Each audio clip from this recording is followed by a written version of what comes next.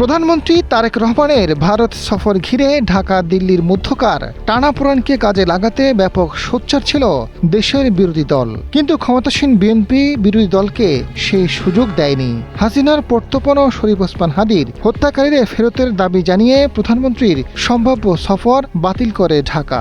শেষ পর্যন্ত ভারত সরকার তাদের ভুল বুঝতে পেরেছে এবং রাজনৈতিকভাবে বার্তা দিয়েছে। পরবর্তীতে উচ্চ পর্যায়ের রাজনৈতিক যোগাযোগে ভরব গলার ইঙ্গিত মিলেছে।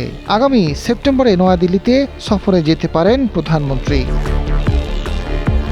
কূটনৈতিক সূত্রগুলো বলছে, গত 5 আগস্ট দিল্লিতে হাসিনার বক্তব্য যে বাংলাদেশের জনমনে এত বিস্ফোরণ ঘটাবে তা ভারত সরকার আগে থেকে অনুমান করতে পারেনি। ফলে দুপক্ষ প্রস্তুতি নিলেও গত 21 থেকে 25 আগস্ট তারেক রহমানের সম্ভাব্য দিল্লি সফর পণ্ড হয়ে যায়। তবে উভয় দেশের উচ্চ পর্যায়ের রাজনৈতিক ব্যক্তিত্ব প্রধানমন্ত্রীর সফর নিয়ে কাজ করছে। তাদের বার্তা অনুযায়ী প্রধানমন্ত্রী ভারত সফর আগামী সেপ্টেম্বরে অনুষ্ঠিত হবে। এ বিষয়ে আপাতত উভয় পক্ষই নীতিগতভাবে সম্মত।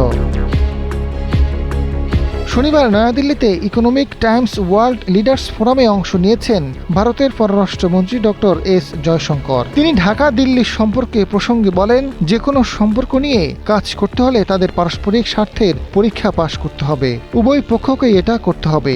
একে অপরের স্বার্থকে স্বীকৃতি দেওয়া এবং সম্মান করা একান্ত জরুরি।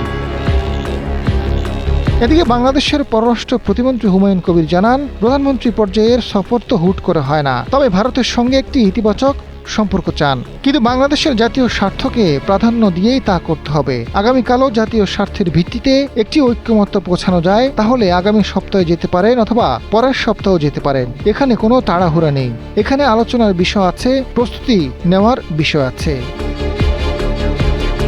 ডেস্ক রিপোর্ট, সময়ের আলো।